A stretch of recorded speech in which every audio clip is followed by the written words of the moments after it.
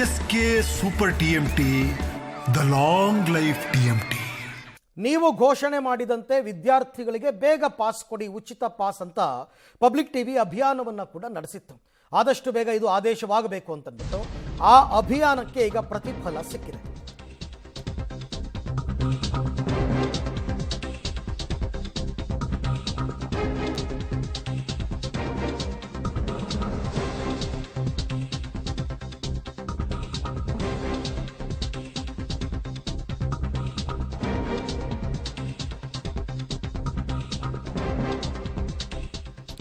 So pass ಕೊಡಿ, ಬೇಗ pass ಕೊಡಿ ಅಂತ ಪಬ್ಲಿಕ್ ಟಿವಿಯ ಅಭಿಯಾನ.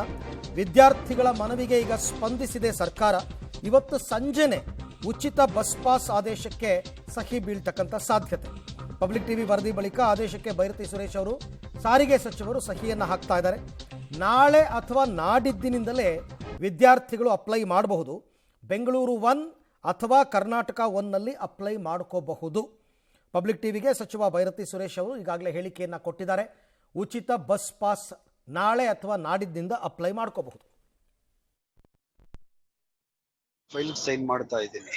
ನಾಳೆಯಿಂದ ಅಪ್ಲಿಕೇಶನ್ಸ್ ಬ್ಯಾಂಗ್ಳೂರ್ 1 ಮತ್ತೆ ಕರ್ನಾಟಕ 1 ಅದರಲ್ಲಿ ಸಾಫ್ಟ್ವೇರ್ ಅವರು ಫೀಡ್ ಮಾಡ್ತಾರೆ. ಯಾರು ಬ್ಯಾಂಗ್ಳೂರ್ 1 ಮತ್ತೆ ಕರ್ನಾಟಕ 1 ಯಾವ ತರ ಇರಬೇಕು ಫಾರ್ಮ್ಯಾಟ್ ಮಾಡ್ತಾರೆ. ಅದರಲ್ಲಿ ಎಲ್ಲ ಮಕ್ಕಳು ಅಪ್ಲಿಕೇಶನ್ ಹಾಕಬೇಕು. Okay sir. ಯಾರ್ಯಾರು ಮಕ್ಕಳಿದ್ದಾರೆ ಹೆಚ್ಚು ಕಮ್ಮಿ ಬಹಳ ಜನ ಇದ್ದಾರೆ, ಒಂದು ಸಿಕ್ಕಾಪಟ್ಟೆ ಜನ ಇದ್ದಾರೆ. ಮೋಸ್ಟ್ಲಿ ಲ್ಯಾಕ್ಸ್ ಟುಗೆದರ್ ಇರುತ್ತೆ. ಆ ಮಕ್ಕಳೆಲ್ಲ ಅಪ್ಲಿಕೇಶನ್ ಆದ ತಕ್ಷಣ ನಾವೊಂದು ಅವ್ರಿಗೆ ಪಾಸ್ ಕೊಡ್ತೀವಿ. ಅದ್ರಲ್ಲಿ 650 ರೂಪಾಯಿ ಅಂತ ಇದೆ, ಅದು ಫ್ರೀ ಅಂತ ಕೊಡ್ತೀವಿ. ಅದೆಲ್ಲ ಪ್ರಿಂಟ್ ಮಾಡ್ಬೇಕಲ್ಲ ನಮ್ಮ, ಪ್ರಿಂಟ್ ಮಾಡಿ ಕೊಡ್ತೀವಿ. ಅದಾದ್ಮೇಲೆ ಯಾರ್ಯಾರ ಮಕ್ಕಳು ಈಗ ದುಡ್ಡು ಕೊಟ್ಟು ಪಾಸ್ ತಗೊಂಡ್ಬಿಟ್ಟಿದಾರಲ್ವಾ, ಆ ದುಡ್ಡೆಲ್ಲ ಅವ್ರಿಗೆ ವಾಪಸ್ ಕೊಡ್ತೀವಿ, ರಿಯಂಬರ್ಸ್ ಮಾಡ್ತೀವಿ ಅವ್ರಿಗೆ ತಗೊಂಡಿರೋ ಮಕ್ಕಳಿಗೆ. Okay sir.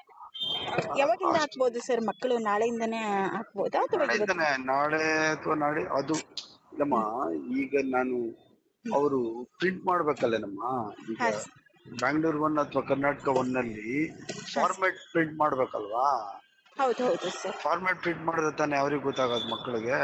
ಹೌದು ಸರ್. ಯಾವ ಕಾಲೇಜು, ಯಾವ ಸ್ಕೂಲು, ಯಾವ ಕ್ಲಾಸ್ ಅಂತ ಮಾಡಿದ್ರೆ ಫಾರ್ ಆಲ್ ಸ್ಟೂಡೆಂಟ್ಸ್. ಇದು ರಿಚ್, ಮೀಡಿಯಂ, ಪೂರ್ ಅಂತ ಏನಿಲ್ಲ. For all Karnataka students we are going to issue the free passes by the order of the government and chief minister. Cabinet ನಿರ್ಧಾರದ ಪ್ರಕಾರ ನಾವು ಸುಮಾರು 280 ರಿಂದ 300 ಕೋಟಿ ಖರ್ಚಾಗ್ತದೆ ಇದಕ್ಕೆ. ಇದು ಸರ್ಕಾರ ಫ್ರೀಯಾಗಿ.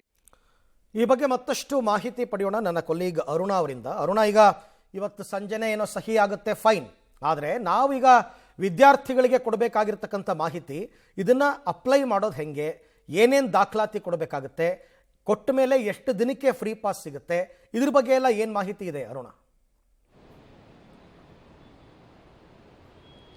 ಎಸ್ ಅರವಿಂದ್, ಇವತ್ತು ಡಿ.ಕೆ. ಶಿವಕುಮಾರ್ ಅವರು ಅಧಿಕಾರಕ್ಕೆ ಬಂದ ಮೊದಲ ದಿನ ನೀಡಿದಂತಹ ಸರ್ಕಾರದ ಮಹತ್ವಾಕಾಂಕ್ಷಿ ಯೋಜನೆ ಆಗಿರ್ತಕ್ಕಂಥ ವಿದ್ಯಾರ್ಥಿಗಳಿಗೆ ಫ್ರೀ ಪಾಸ್, ಅಂದರೆ ಪಿ ಜಿವರೆಗೆ ಇರ್ತಕ್ಕಂತಹ ವಿದ್ಯಾರ್ಥಿಗಳಿಗೂ ಕೂಡ ಫ್ರೀ ಪಾಸ್ ವಿತರಣೆಗೆ ಇವತ್ತು ಒಂದು ಸಾರಿಗೆ ಸಚಿವರಾಗಿರ್ತಕ್ಕಂತಹ ಬೈರತಿ ಸುರೇಶ್ ಅವರು ಕೂಡ ಒಂದು ಸಹಿಯನ್ನು ಹಾಕ್ತಾ ಇದ್ದಾರೆ.